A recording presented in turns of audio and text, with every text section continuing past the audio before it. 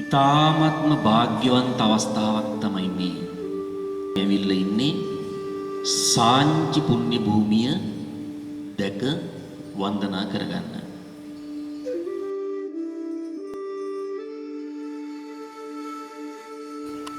අපේ දෙවනි බුදුහාමුදුරු විදියට මිහිඳු මහරහතන් වහන්සේ උන්වහන්සේගේ නැගණිය සංඝමිත්තා රහත් තෙරණිය වැඩ සිටිය භූමිය තමයි මේ තියෙන්නේ. දැන් වර්තමානයේ වන විට තියෙනවා අක්කර 60කට ආසන්න ප්‍රමාණයක් පුරාවිද්‍යා කැණීම් අවසන් කරනවා. ඉදිසා ගමේ ඉබකට හිටිය ධනවත්ම සිටුවරයා තමයි වේදිස සිටුතුමා. දැන් අශෝක මේ සේනාවත් එක්ක නැවතත් මේ ගමරට බලා යන්න මෙහා ආපු අශෝක මේ දේවී කියන කුමාරිකාව අහම්බින් මුණ ගැහෙනවා. ඒක ආමු සිද්ධියක්. අහම්බින් මුණ ගැහුණා. අශෝක කල්පනා කළා මට මුණ ගැහිච්ච සුදුසුම සහකාරිය තමයි මේ.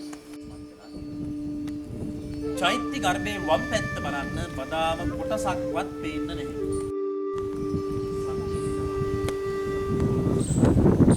මේ තොරණ ඉව තමයි ආලියක් කියලා මේක පෙරලිලා තියෙනවා. සාප්‍රාවිද්‍යාවේ කර හානි වෙච්ච කොටස් ඉවත් කරලා අලුතෙන් ගල් කණු තියලා ආපහු මේ තොරණ උසවල තියෙනවා. ඒ නිසා තමයි මේ පහළ ගල් කණු වල කැටයම් නැත්තේ.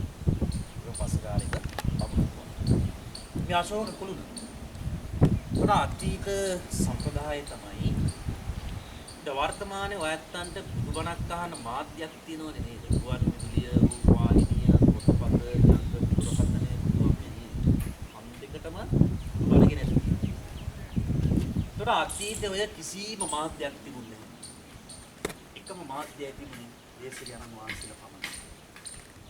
උන්වහන්සේලා ගමක් පාසා පාගමනින් වැඩම කළ බුදුබණ දේශනා කළේ. අතීත මිනිස්සුන්ට බුදුබණක් අහන්නවත් ලේසි පහසු කාර්යයක් නෙමෙයි අද වගේ නෙමෙයි. ප්‍රාතීත මිනිස්සු බුදුබණත් ඇහුවා. සාමකාමීව ජීවත් වුණා. ඒ තියා මේ වගේ විස්මිත නිර්මාණත් එයාලගේ දෑතින් ඉදි කරලා එයා පරලෝක ගියා. ප්‍රාතීත දඹදිව ගැන ಭಾರತೀಯ ඉතිහාසයේ කියවෙනවා. සාමගාමීම කාලයක් මේ ධර්මාශෝක රජුරුවන්ගේ කාලේ. අවුරුදු 27ක් නේ කාලේ. ඒතකොට එතුමා කරන්නේ මොකද්ද මේ මුළු දඹදිව විශාල රටක් වර්ග කිලෝමීටර් 3287782ක්. ඒ රට ලංකාවගේ 60 ගුණයක් කියන්නේ. ඒතොර සමස්ත දඹදිවම ධර්මයේ ගලාගෙන යන මාධ්‍යයක් තියෙන්න ඕනේ. සමස්ත රටවැසියන් ආමන්ත්‍රණය කරන්න අවස්ථාවක් එකම අවස්ථාවක්. මේකට එක තමයි එතුමා යොදාගත්තේ. 84000ක් විහෙර විහාර හදාගෙන යනවා ගොදුරු ගමක් පාසා.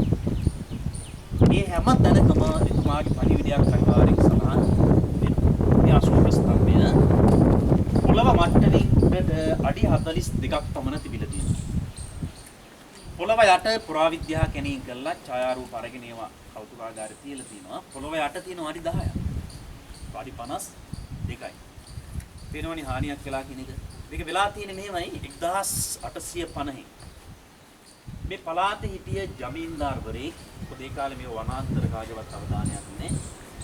එයා පිරිසක් එක්ක ඇවිල්ලා මේ ස්තම්භය කඩලා කොටස් කීපයක් අරගෙන ගිහිල්ලා උක්මෝලක සවි කරගෙන උක්කමරන මොනක ආසන දිනන කොටස් තියෙනවා. අපි යන ගමන් බලමු. එතකොට පුරාවිද්‍යාවෙන් කියනවා මේක කඩලා විනාශ කළාට දැන් ඔකේ තියෙනවා මේ මැද පස් ගියා කියලා බලන්න පුළුවන්. මැද ගල් කටු කියන්නේ යකඩ කටු තියෙනවානේ කටු ගහලා තමයි මේ කොමාරි කොපි කරලා පෙන්නලා මේ පැත්තෙන් තමයි ගෙනිහින් තියෙන්නේ. මොකද මේ පැත්තෙන් පහසුනේ ගෙනියන්න පල්ලෙහාට. පඩි පෙරත් එක්ක මා කන්දනේ තියෙන්නේ. මේ පැත්තෙන් තමයි ගෙනිහින් තියෙන්නේ. ඒතකොට උක්මෝලක තිබිලා 1912 තමයි පුරාවිද්‍යා භාරයට ගන්නේ. මේක මුදුනෙන් තිබිච්ච මහා දැවැන්ත සිංහමුණු හතරක් මීට වඩා විශාලයි. ඒක පහළ කෞතුකාගාරේ තැන්පත් කරලා තියෙනවා. මේ තියෙන බ්‍රාහ්මී අකුරෙන් සෙල් ලිපිය. මේ පේනව නේද? මේ අකුරු තියෙන්නේ මේ ලිපියේ සම්පූර්ණ පිටපතක් සහ දුර්ලභ ඡායාරූපයක් තියෙනවා පහළ කෞතුකාගාරේ තියෙන. මේක විස්තර වෙලා තියෙන්නේ මෙහෙමයි. ඒතකොට බ්‍රාහ්මී අකුරෙන් තියෙන මේ ලිපිය අපේ භාෂාවට පරිවර්තනය කළොත් මෙහෙමයි කියන්නේ. මේක කියනවා එතුමන් මාගේ එකම ප්‍රාර්ථනාව ඉරහඳ පවතින තෙක් දරු මුණුපුරන් වසනාතෙක් සිටිනාතෙක් සම්බුද්ධ ශාසනය চিරාත් කාලයක් පවතිනව දකින්න එක. එහෙම වෙන්න නම් මම ඔබතෝ සංඝයාගේ සමගිය අපේක්ෂා කරනවා. පන්සල් හදන්න කියලා කියන්නේ සංඝයා කියන්නේ ශාසනය තමයි. ශාසනය කියන්නේ සංඝයා තමයි. පන්සල් කියන්නේ. ඒ නිසා ඔබතෝ සංඝයාට කියනවා භික්ෂු භික්ෂුණීන් වහන්සේලාට කියනවා සමගියෙන් ඔබ වහන්සේලා ශාසනය වැඩ සිටියොත් තමයි මේ ප්‍රාර්ථනාව ඉෂ්ට වෙන්නේ. තෙවනුව කියනවා ඔබතෝ සංඝයා ભેද කරවන කෙනෙක් ශාසනයේ සිටීද? එතනින් තමයි විනාශය ආරම්භ වෙන්නේ. ශාසනයේම ඉඳගෙන ශාසනය පිරිහවනව නම් ධර්මය විකෘති කරනව නම් සංඝයා ભેද කරනව නම් අවාසනාවට මේ සිද්ධි තුනම දැන් අපේ රටේ සිද්ධ වෙනවා.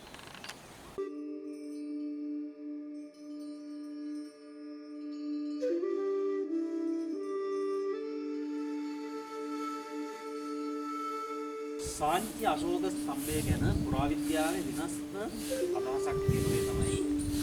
ගොඩක් තැන්වල තියෙන්නේ මේ අශෝක කුළුණු එකින් එක කොටස් අමුණලා උඩට ගිහිල්ලා උපකලාම එකම කණුවක් වගේ ඈතට විශාලා මහනුවරත් එහෙමයි තියෙන්නේ.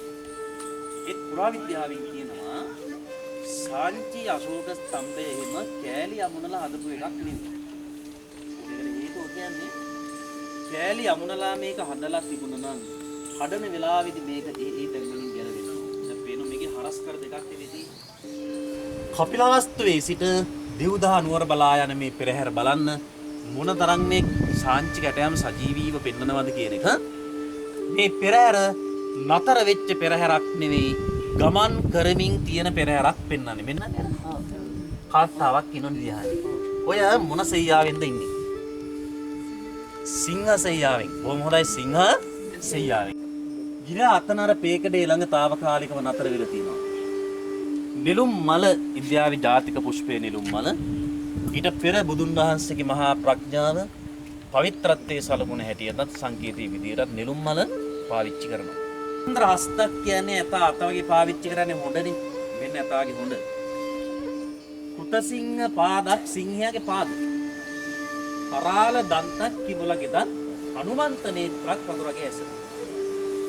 වරාහ කරණක් ඌරගේ කන ප්‍රදමස්ස දේහක් හදවතත් එක්ක ශරීරයේ මත්ස්‍ය මාළු වගේ මේ වරලින් කෙලවර වෙන්නේ නිසා.